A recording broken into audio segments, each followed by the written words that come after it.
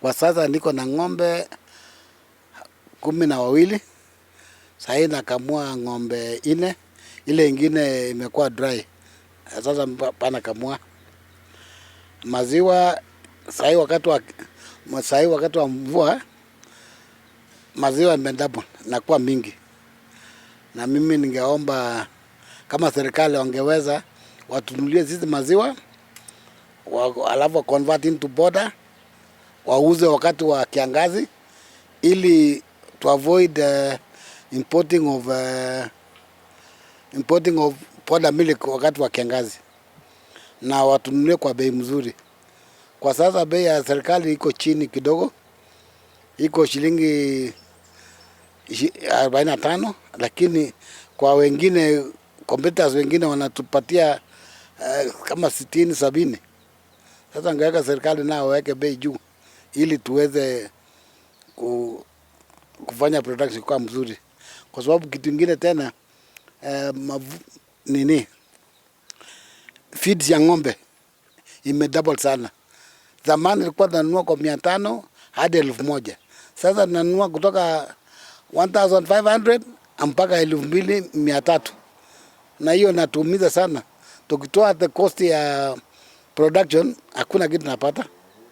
Ndio maana hata ng'ombe tunaanza kuweka bei chini, tunaanza reduce the ng'ombe.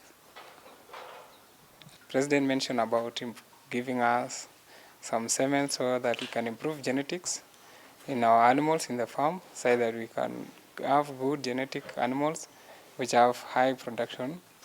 Therefore, we will meet our production level which is expected from the farm, as dairy farmers usually depend on production of the animals in order to support themselves.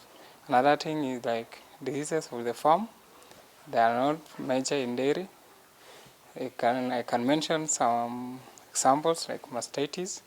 So in our country we need some laboratories of veterinary laboratories in various parts of the country, and like now in North Rift we only have one based in Eldoret, and we usually take our samples when we have challenges in dairies, so that one is inconveniencing a lot of our practices in the farm. So we are urging the government to build the veterinary labs around our towns, nearest towns like Kapsabet, Nandils and various towns, so that when we have issues in their farm we can easily manage them. Lakini bei ya maziwa iko chini kidogo, so tunaweza omba tu serikali kama inaweza tusikiza, at least ituongezee, inunulie sisi na bei ya 50 kwa at least lita moja ichukue na 50, tutashukuru sana. Kutokea hapo wataona tu next itakuwa nini, lakini sisi tunaomba tu hiyo 50. Saa hizi tunawauzia saa hii na 45, mahali pengine unaona mtu anakuambia 40, lakini sasa kwa sababu imekuwa mingi hakuna penye utapeleka, itabidi tu use na hiyo 40 ama hiyo 45 hiyo, lakini kwa sasa average sana ni 45 shillings.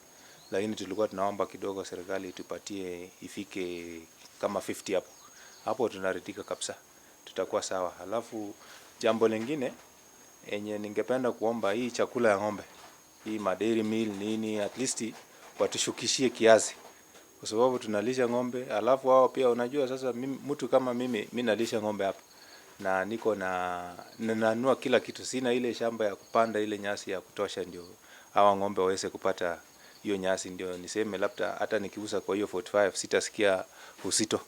Najua sasa tunanunua nyasi, tunanunua dairy meal, tunanunua kila kitu, na hiyo maziwa ndio tunategemea. Kwa sasa nafikiri tu ningependa tu ile kitu iko kwa roho yangu kabisa, watu angalilie tu hiyo bei ya maziwa sana ipate kwenda tu juu kidogo. Kama saa hizi mimi huwa nauza maziwa lita average ya 40, 45 mpaka 50 per day. So unaona nikiendelea kidogo hivi kwa mwezi huwa ninajazanga kama lita 1000 ama 1100 hapo kwa mwezi. Lakini sasa wakisaa hapo January naona ninaweza fika kama 1500, na ni hao ng'ombe 4 tu. Maziwa saa hii yenye tuko naye sisi saa hii ni mingi sana. Ukitembea saa hii vile mvua inanyesha hivi, nyasi iko mingi, mvua inanyesha, maziwa inakuwa mingi. So ningeomba serikali iweze kununua hii maziwa yetu hii sahi, alafu ikaushe, ikuwe hiyo ile wanaitanga boda hiyo. So ile wana import huko Uganda, sisi tuko naye tayari sahi hapa.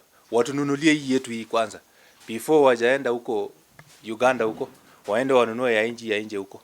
Lakini hii yetu yenye tuko naye sahi wachukue hii kwanza, kwa sababu tuko naye mingi kabisa. Tunafinywa sana na bei ya chakula. Kwa hivyo tungeomba serikali bado iangalie kabisa chakula, kwa sababu tukipata bei ya chakula iko chini, tutaweza kuboresha ukulima ya ng'ombe zaidi. Wenye kununua wanatufinya kwa bei. Kwa hivyo tungependa sana wakulima ambao wako na maziwa nyingi, ukipeleka maziwa kwa soko, wanaona kwa sababu huko na maziwa nyingi wanakufinya na kupea ile bei ambayo mwishowe utakubali, kwa sababu hauna mahali pa kupeleka maziwa. Kwa hivyo ningependa niombe serikali waweze kustabilize hiyo bei ili iwe bei ya kila mtu iwe sawa. Na kama maziwa ni nyingi, waweze kununua maziwa na pengine waweze kukausha ili baada hakuna mvua wakati wa kiangazi, serikali watapata bei mzuri, kwa sababu watauza na bei mzuri. Pande ya maziwa ni mingi, lakini ukienda coolant kama serikali KCC unapata wananunua na 45 per kilo, na tena wanategemea quantity. If you have a lot of milk, you have a big bargaining power, lakini wakulima wenye uko na kilo kidogo bei iko chini. So tunaomba serikali wa standardize, waweke bei at least 60 to 70. Hiyo ndio inaweza fanya at least ukulima ya ng'ombe iende juu kidogo. Sasa processing ya maziwa kupatikana pesa ni ngumu, lakini kwa sababu ya chakula imeenda juu, bei yake imeenda juu sana. I agree the issue of the payment of farmers by KCC, which I think it has been brought to the attention of the president, and that matter is being addressed. I want to urge farmers to still be patient a bit and call upon KCC to up their game so that we have our farmers, when they deliver milk, they need to be paid on time. I think that is a matter that happens on the structure of how KCC is working.